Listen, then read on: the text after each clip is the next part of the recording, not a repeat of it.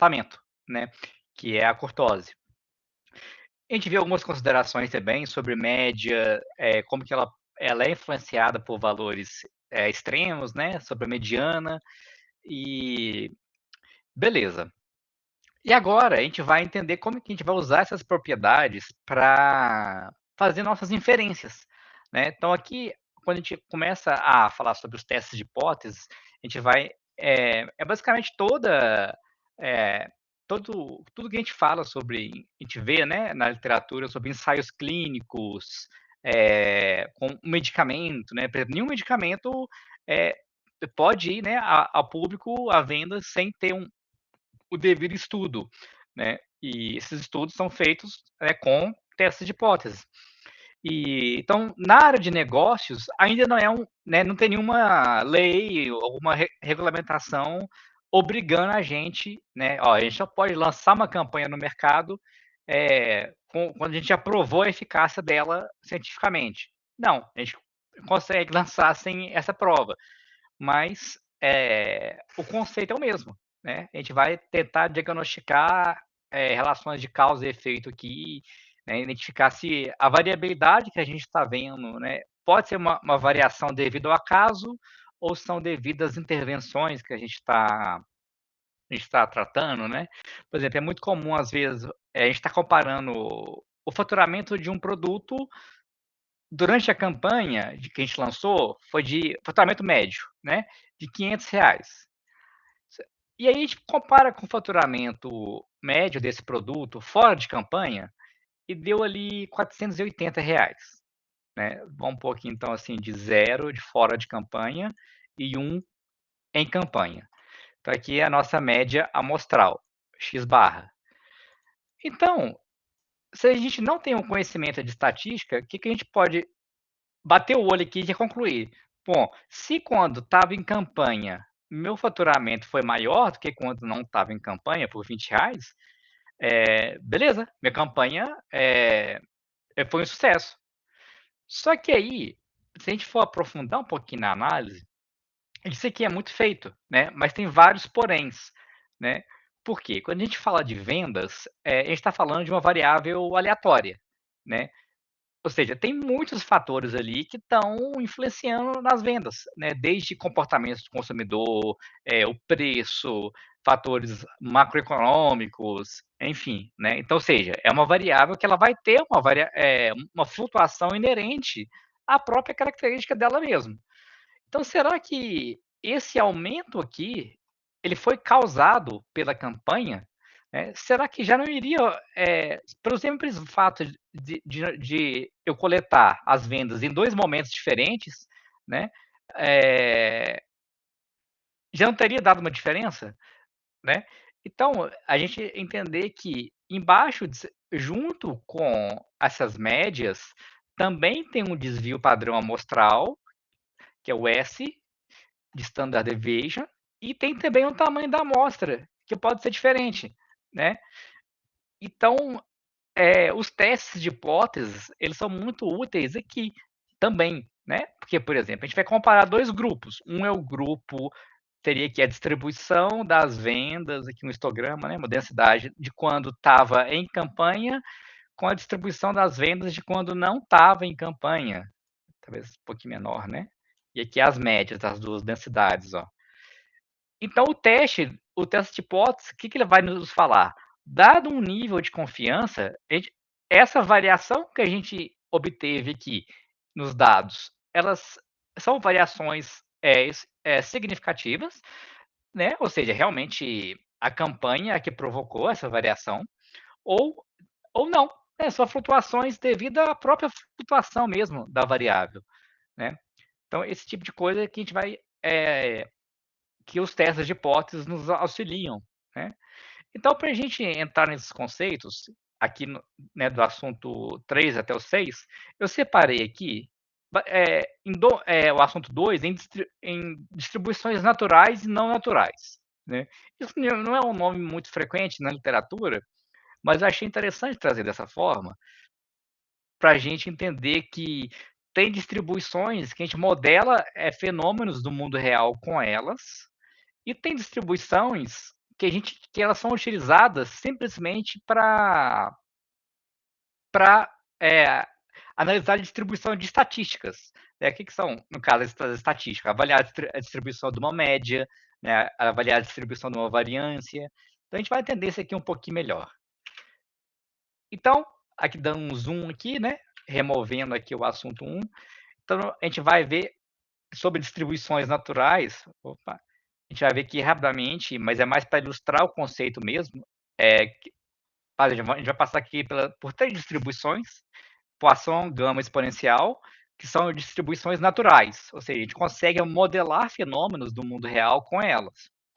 E vamos ver também algumas distribuições amostrais, que é a Z, Q quadrado, T e F, que são distribuições que a gente usa elas para comparar e analisar estatísticas, coletadas a partir de uma amostra. A gente vai ver algumas propriedades dela, mas são basicamente todas aqui derivadas da distribuição normal. E beleza, depois a gente vai passar aqui pelos testes T, que a gente pode comparar 2 grupos independentes, que é basicamente aquele exemplo que eu dei, né? Nós temos 2 campanhas, né, 2 grupos, seja lá de campanha, seja a gente quer comparar esses 2 grupos. A gente tem o teste T, mas só que para uma abordagem pareada, que é quando a gente vai comparar 2 grupos vão ser os mesmos indivíduos, mas em instantes de tempos diferentes, né? No teste T independente, eu vou comparar 2 grupos e os indivíduos que estão num grupo não estão no outro, né? E depois a gente vai para o teste Q quadrado e para a análise de variância, né, que é com a ANOVA, que aqui a gente consegue comparar 3 ou mais grupos. Também é bem interessante.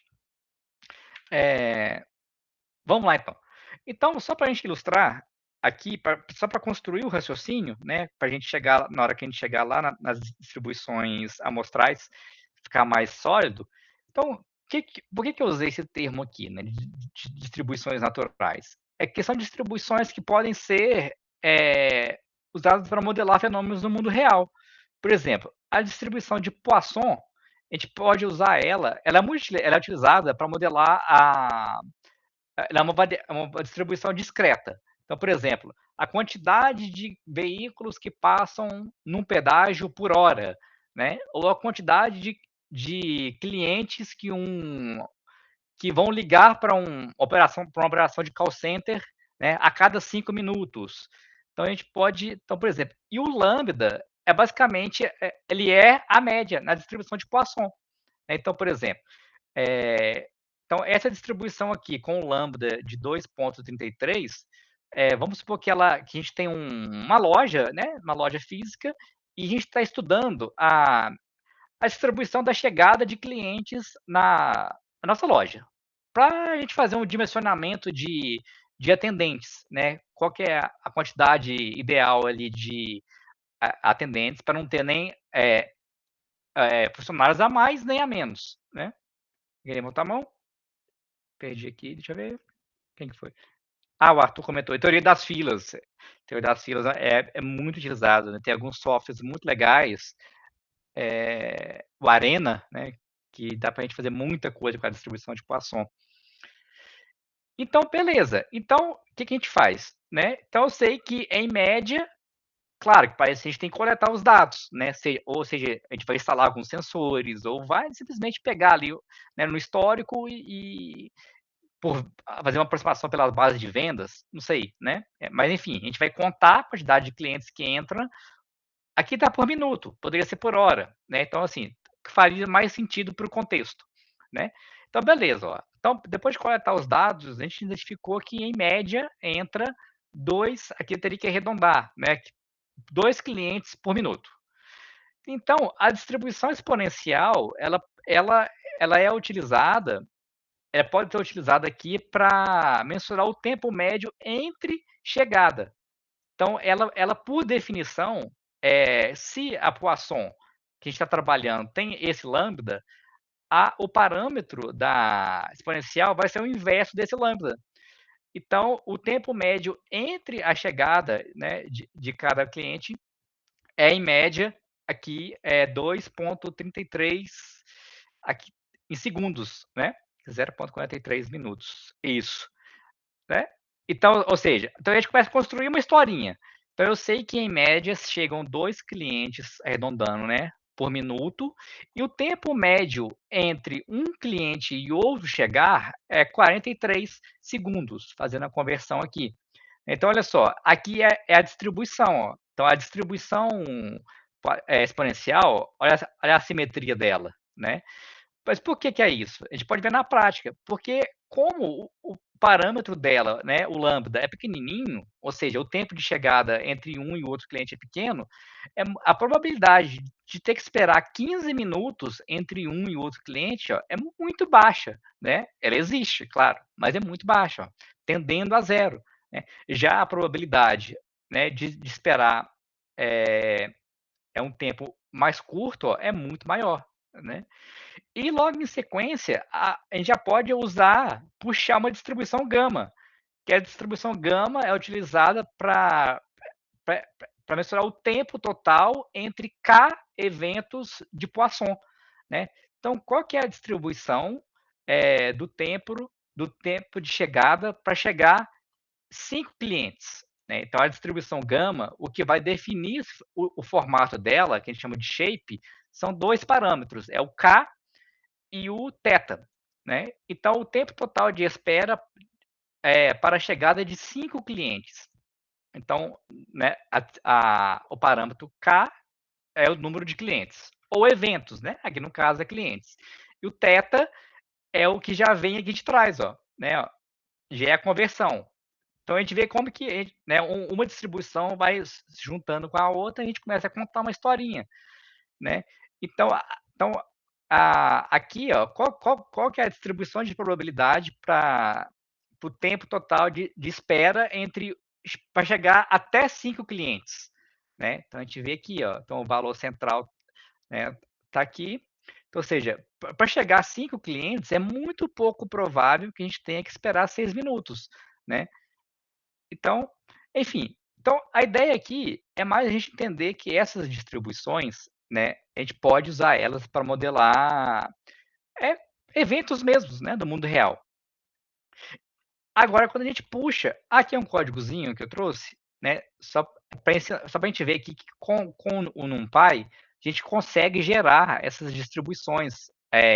Entra com o NumPy np.random, passa a distribuição que a gente quer e passa os parâmetros. Ó. Por exemplo, a Poisson.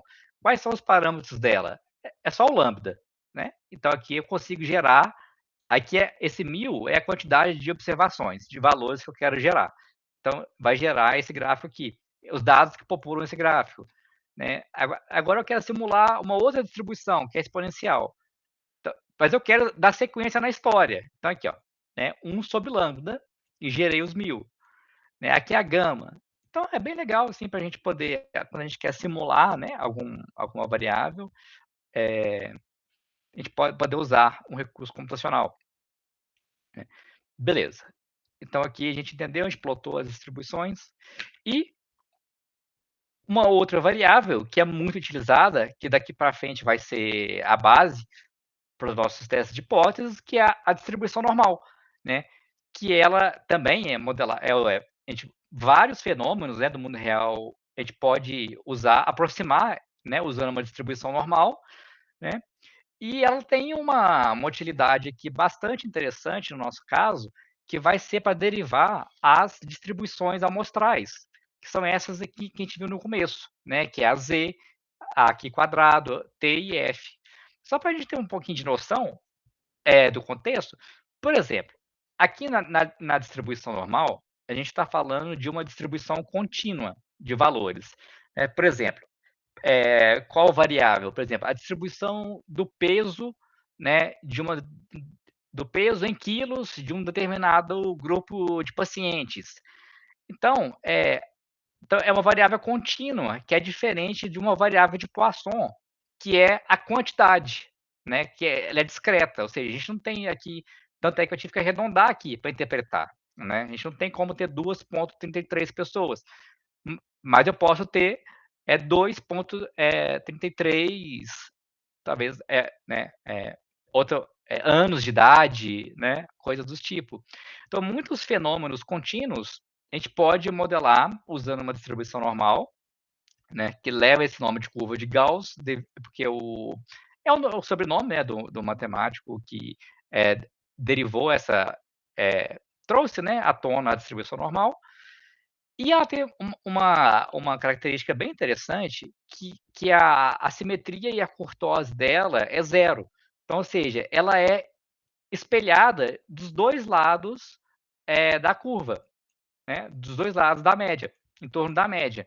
Então, nós temos aqui no centro da distribuição normal a média, e eu tenho 68% dos meus dados em uma distribuição normal estão em a média mais um desvio padrão e a média menos um desvio padrão.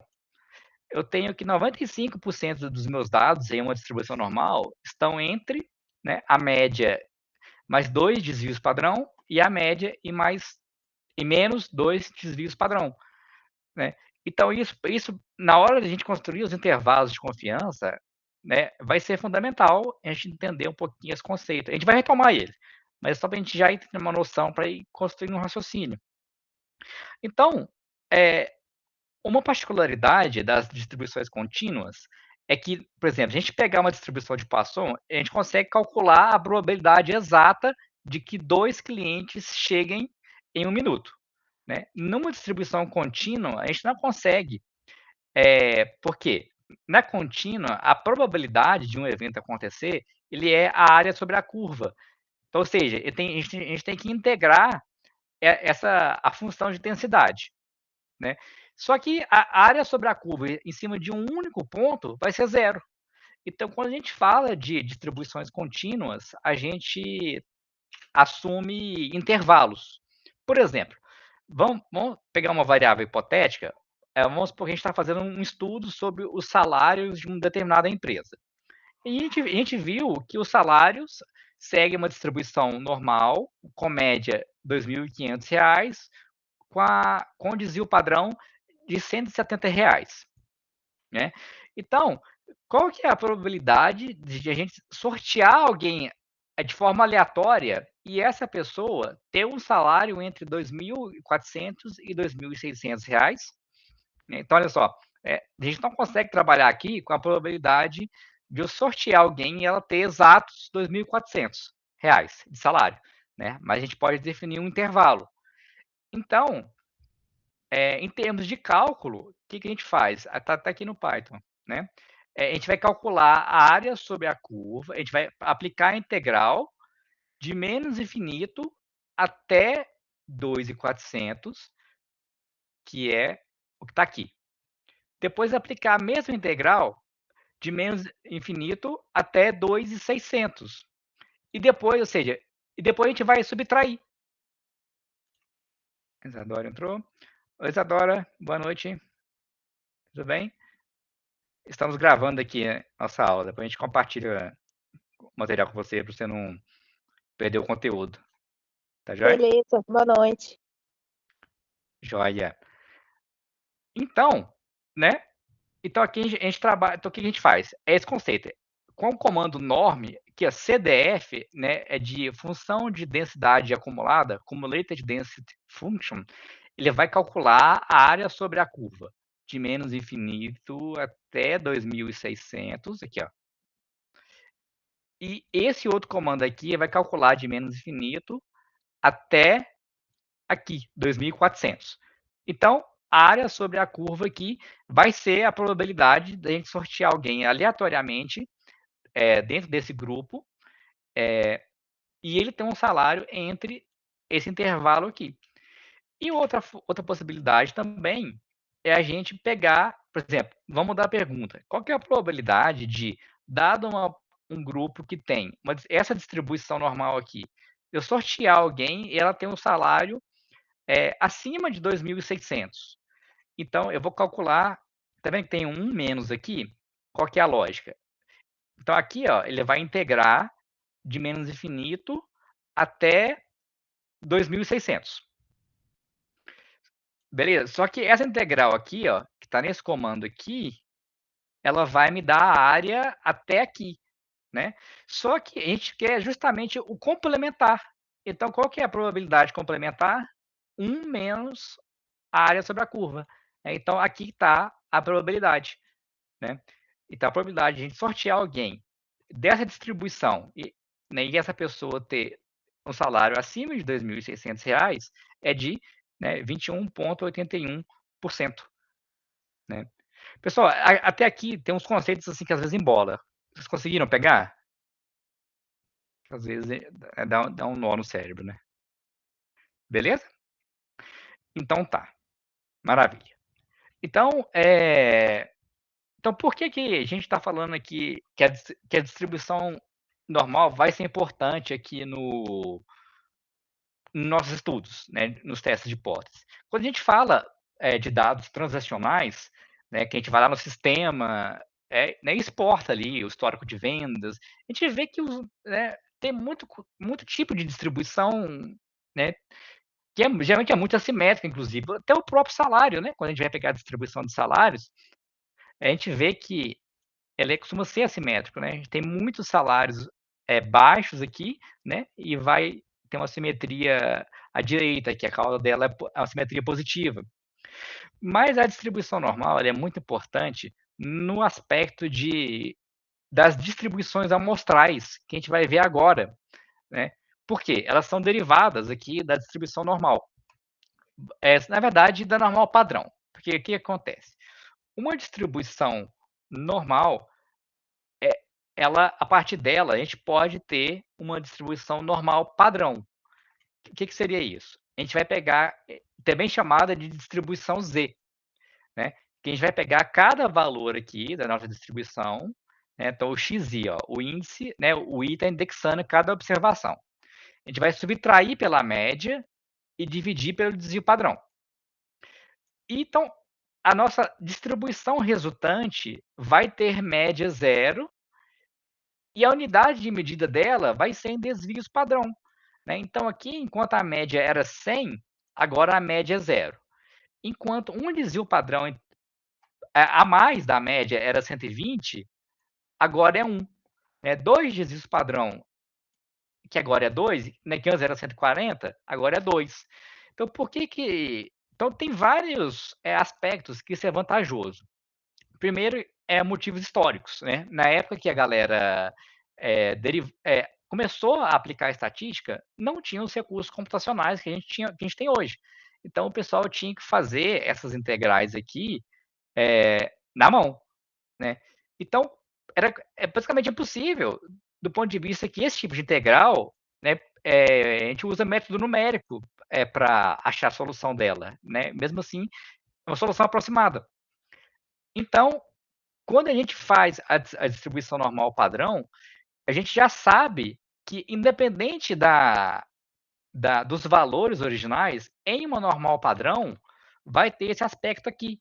Né? Ou seja, eu sei que se eu pegar ali, vai ter um quantil, que é um valor aqui, que vai dar em torno de 1,95, que, ou seja, independente da distribuição original dos dados, dos valores, né? Eu sei que se eu pegar menos, se eu filtrar na base de dados os valores que estão entre menos 1,95 e mais 1,95, eu sei que automaticamente eu estou considerando 95% dos meus dados.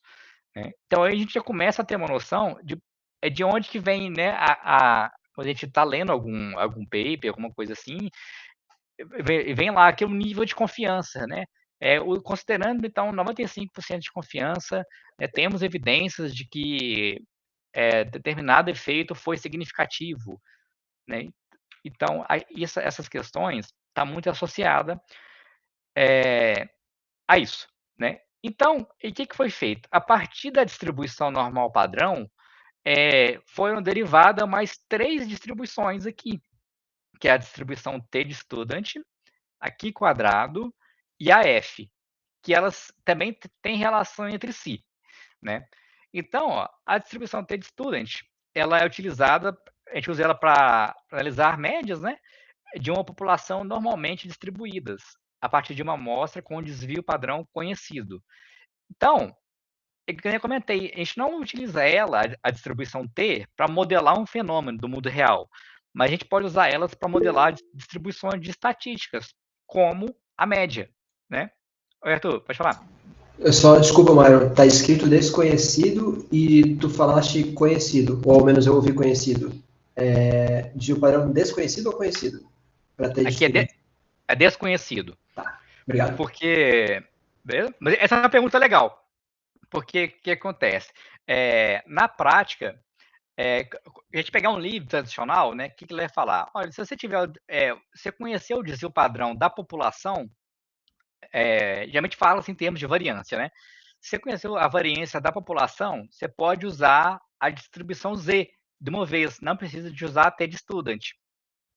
Só que em praticamente todas as vezes, todas as situações, a gente não tem a variância da população, né? A gente vai extrair a nossa amostra ali do sistema, ou enfim, e a gente vai calcular a variância da própria amostra, né?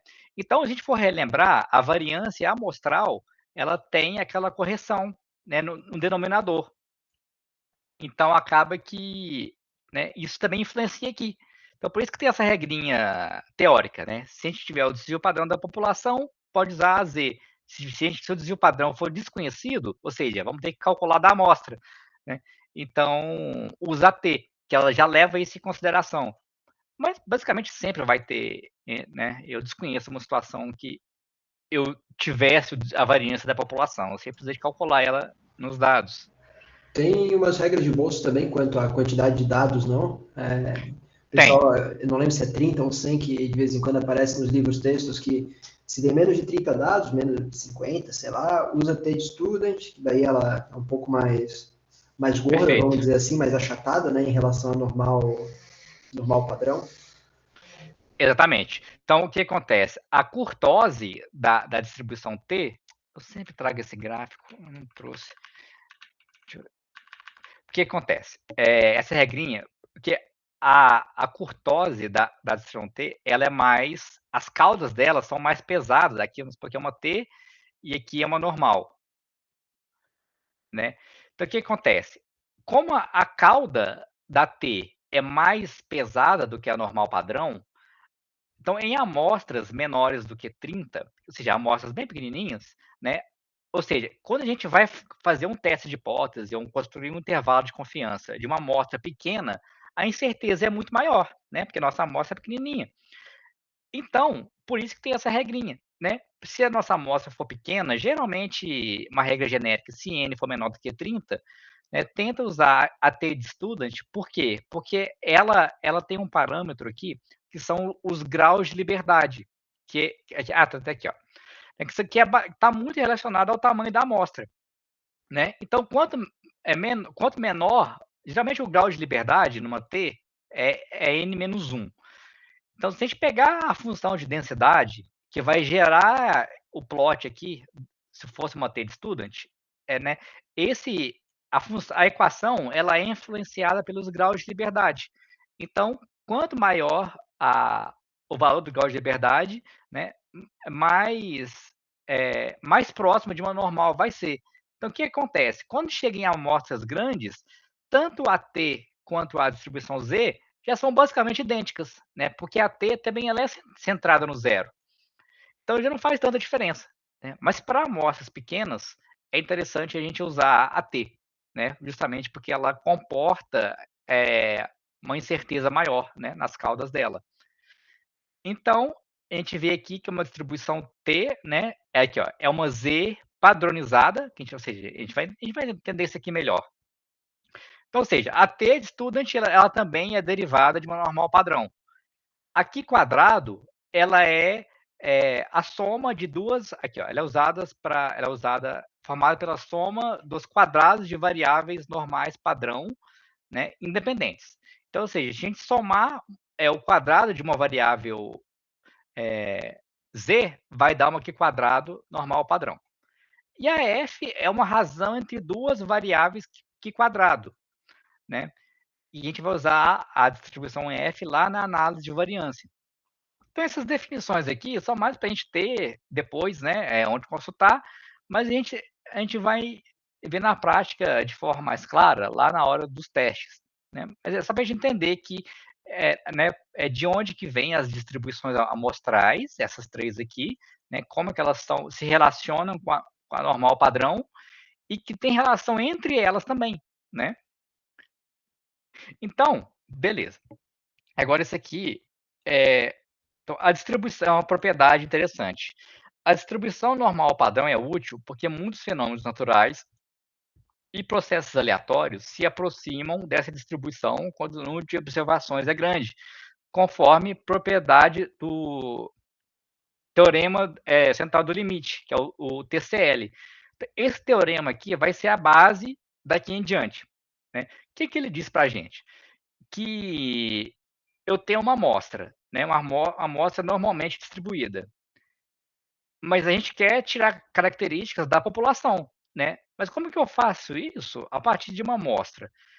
Então, o TCL, que é o Teorema Central do Limite, garante que, à medida que o tamanho da amostra aumenta, a distribuição das médias tende né, a uma normal padrão.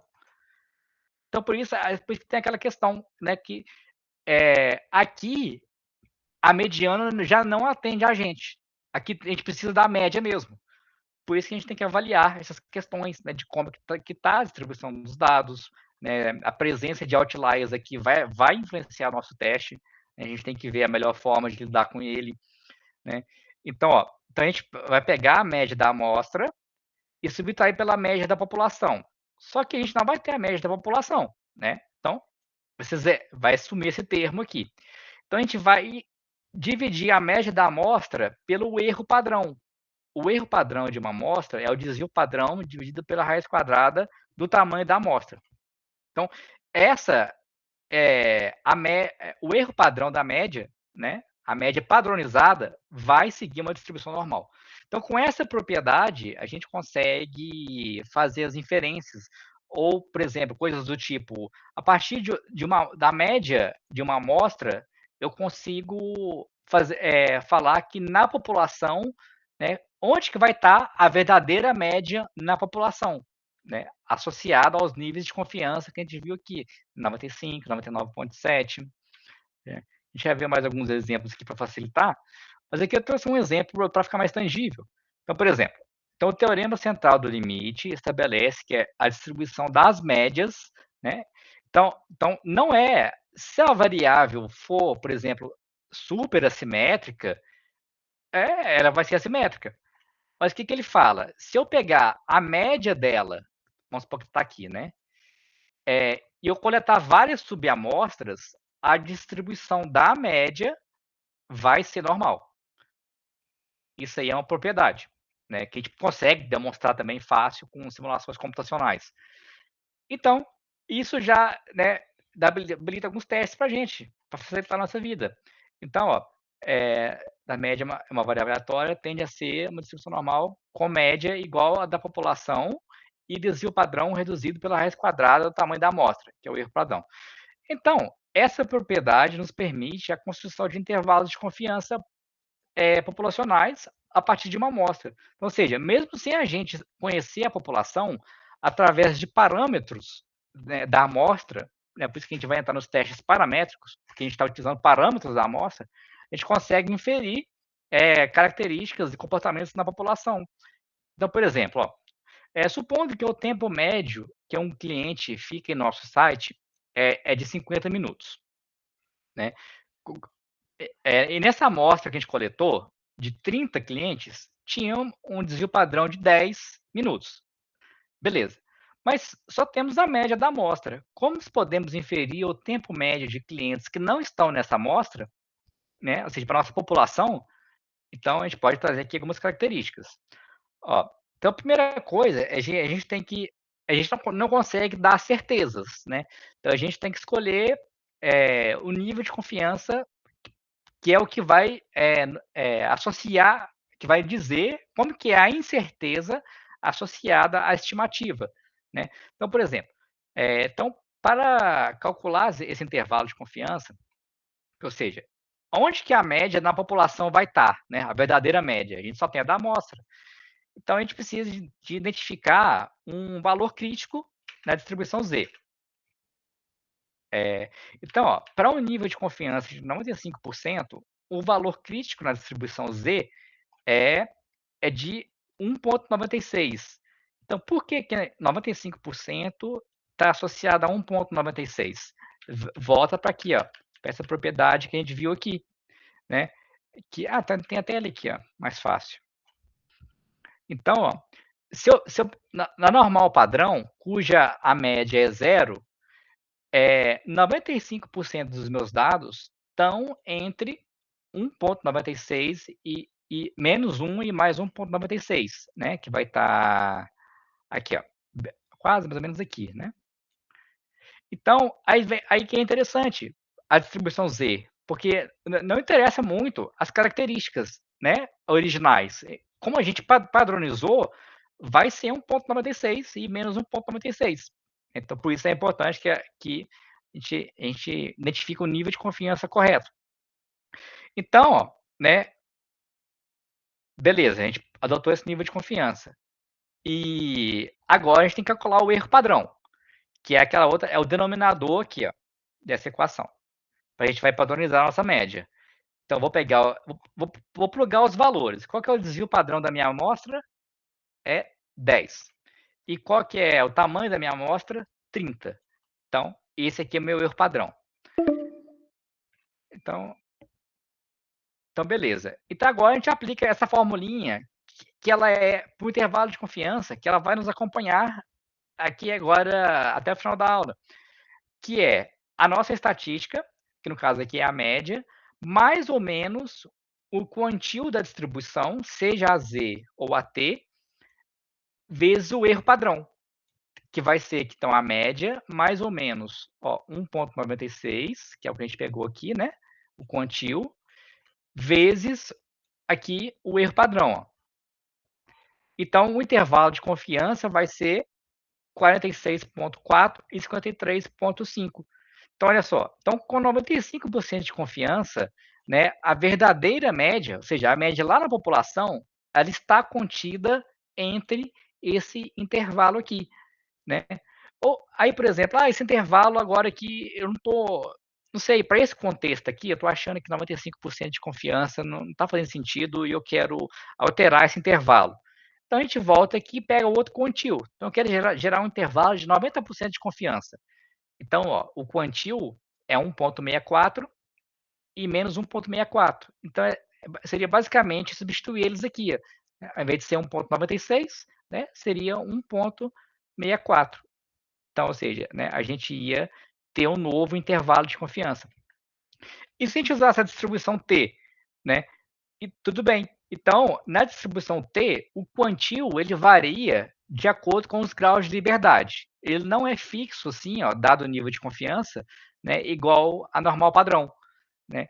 Então, a gente vai usar o Python, o NumPy, o SciPy para achar o quantil para a gente, mas lá, para a distribuição Z, a gente passa só o nível de confiança que a gente quer. Para a distribuição T, né, a gente precisa de passar tanto o nível de confiança que a gente quer, quanto os graus de liberdade. Né? Porque o quantil, ou seja, se eu tiver menos amostra, minha incerteza vai ser maior em torno da média populacional e eu vou precisar de um quantil maior para refletir a incerteza aqui. Né? Então, esse é basicamente o conceito. Então, esse intervalo de confiança, a gente pode aplicar ele para uma proporção. Né? Por exemplo, eu calculei que peguei um histórico e vi que 23%, peguei um histórico de vendas, e vi que 23% dos clientes devolveram. Então, a proporção, né, de devolução é de 23%. Nessa amostra, a gente pode fazer a mesma coisa também, né, calcular um intervalo de confiança para a proporção, onde que está, né, a verdadeira proporção. Então, a gente pode calcular também um intervalo de confiança para ela. Né? Então, a gente vai entender um pouquinho melhor, mas basicamente é isso aqui agora que vai nos acompanhar, né? Entender que a gente vai calcular, obter uma estatística, uma média, uma variância, a gente vai escolher um quantil associado ao nível de confiança que a gente quer, né? e calcular os intervalos de confiança. E na hora dos testes de hipóteses, é em cima disso aqui que a gente vai rejeitar ou não a hipótese nula do teste, né, que a gente vai definir isso mais claramente. Né? Então, beleza. Pessoal, tem aqui alguma pergunta? Alguma dúvida? Quero que volte. Porque à medida que vai caminhando também vai facilitando. Né? Aqui, quando a gente vai vendo mais aplicação, né? Vou trazer alguns exemplos, fica mais fácil. Mas aqui pode ser que fique talvez um pouco abstrato, né? Elvis, você pode falar?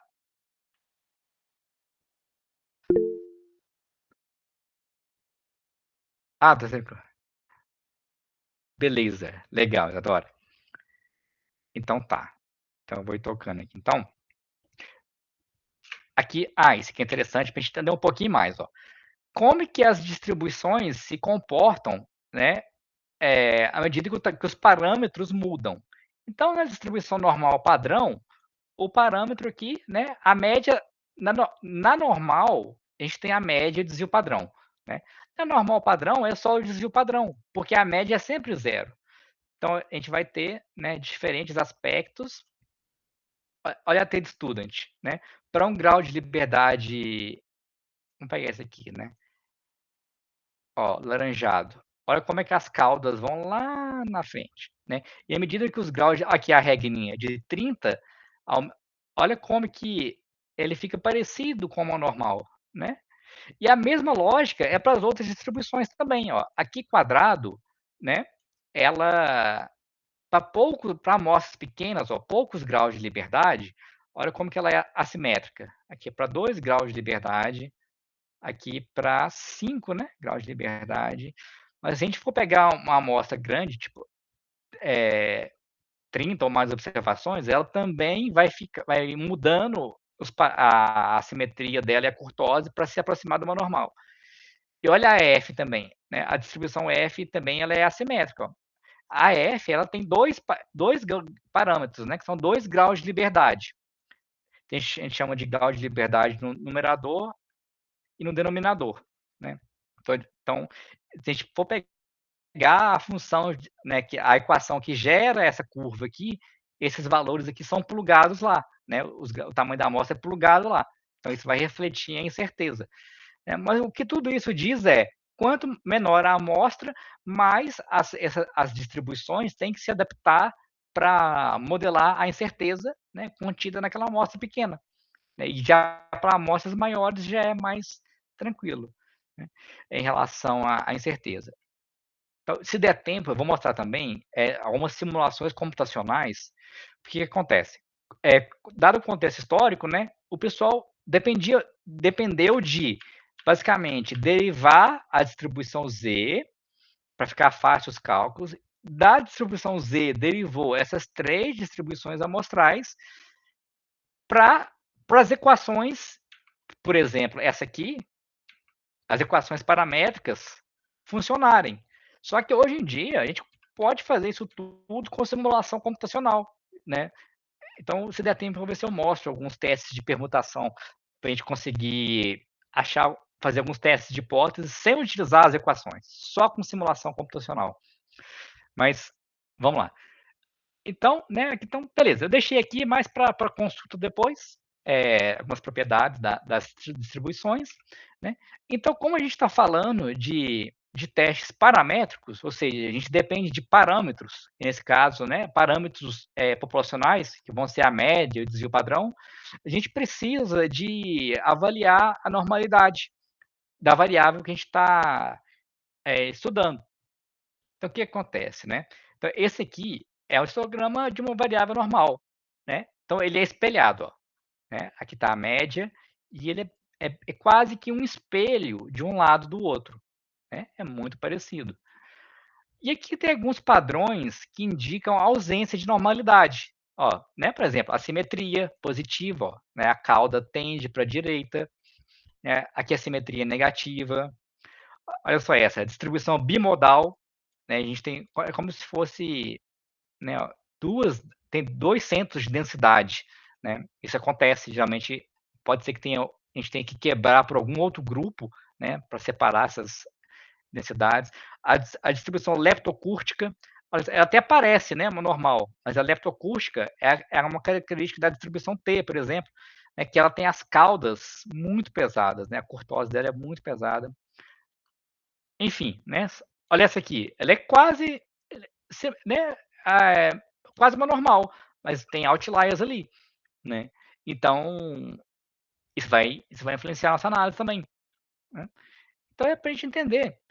E os testes, na prática, eles são o que eles até são robustos a pequenos desvios de normalidade, né? Mas vamos seguir aqui a definição certinha? Depois, assim, é bom a gente saber a teoria para saber depois até que ponto a gente consegue ser flexível, né? Mas enfim, por definição, a gente precisa que pelo menos a distribuição das médias seja normalmente distribuídas, né? Que é esse caso aqui. E também para nos auxiliar, para a gente não ficar só no olho fazendo a distribuição, né, assim no olho, a gente pode utilizar um teste de hipóteses. Então, tem o teste Shapiro-Wilk, que ele avalia? Então, por padrão, o que ele fala? A amostra provém de uma distribuição normal. Então, que ele vai fazer alguns cálculos em cima dos dados, até uns cálculos bem chatinhos, e depois disso, ele vai gerar, o que a gente vai ver já já, que é um valor P. Então, se esse valor P for baixo o suficiente, a gente rejeita a hipótese de normalidade, né? Ou seja, então essa variável não é normalmente distribuída.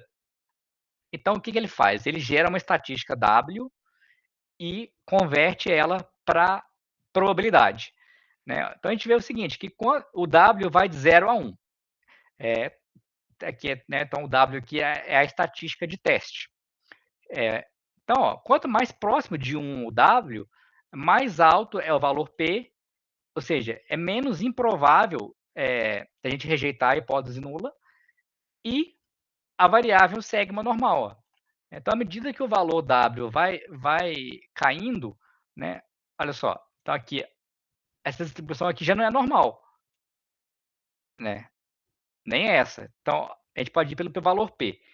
Geralmente, uma regrinha de bolso é se o valor P for abaixo de 5%, a gente rejeita a hipótese nula aqui, né?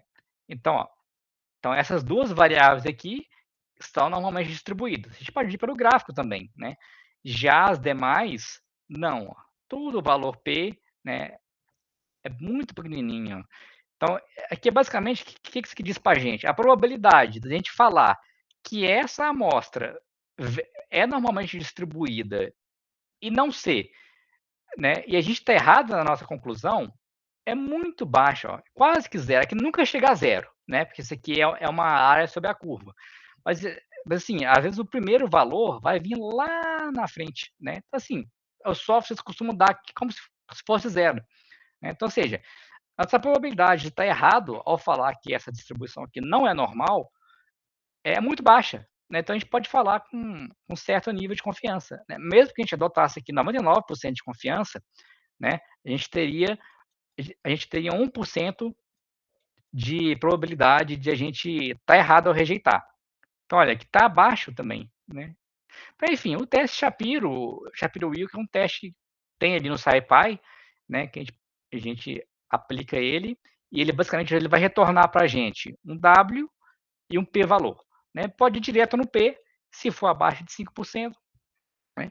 Mas é interessante, se possível, plotar também o gráfico para dar uma olhadinha visual. Mas o teste Shapiro-Wilk ele é um teste bem, bem resistente.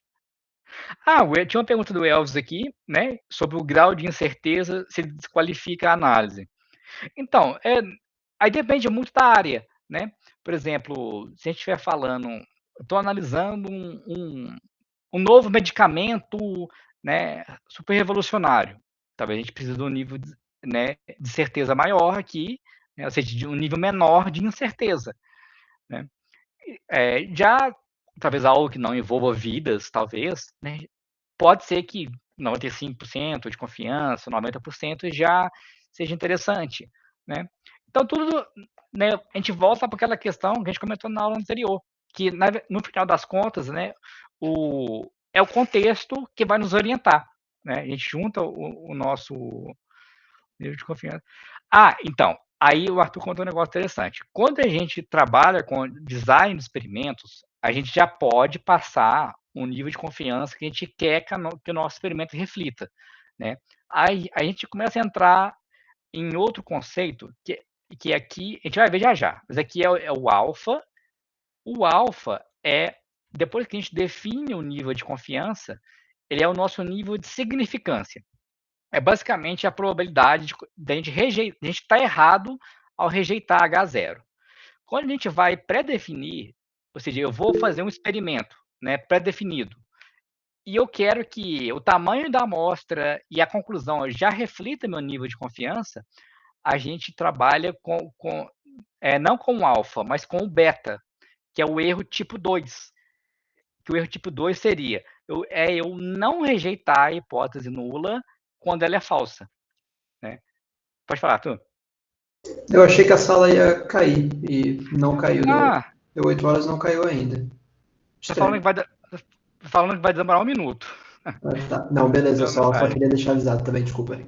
Bom ponto, excelente. Pessoal, aí eu coloquei fixado aqui o link para a próxima turma, tá? Aí se cair aqui, a gente já vai para ela, tá bom? Aqui até deu um outro pop-up aqui, ó, que vai cair. Realmente minha assinatura do Google One não foi suficiente, não.